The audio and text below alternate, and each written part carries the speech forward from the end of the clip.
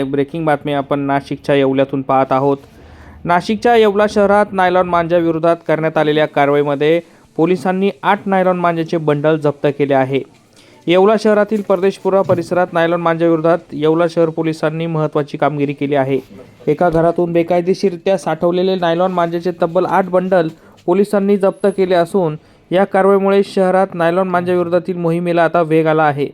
सदर कारवाई येवला शहर पोलीस निरीक्षक अनिल भावर यांच्या मार्गदर्शनाखाली करण्यात आली असून यापुढे कोणीही नायलॉन मांजा वापरल्यास अथवा विक्री केल्यास त्यावर कठोर कारवाई करण्यात येईल असा इशारा पोलीस निरीक्षक अनिल भावर यांनी दिला आहे। DS4 Marathi bureau report Yeola. मी पोलीस निरीक्षक अनिल भवारी, येवला शहर पोलीस स्टेशन।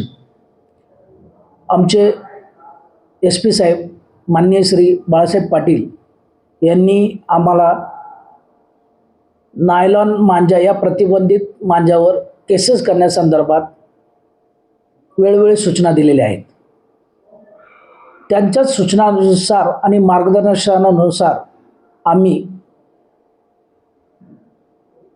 नायलॉन मांजाचा शोध घेत होतो।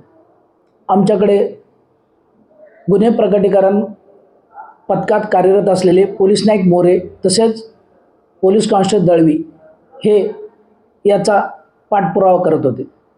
आज रोजी त्यांना माहिती मिळाली की घर नंबर 4912 आईना मस्जिद ट्रस्टची खोली परदेशपुरा येवला या ठिकाणी प्रतिबंधित नायलॉन मांजा लपवून ठेवलेला आहे।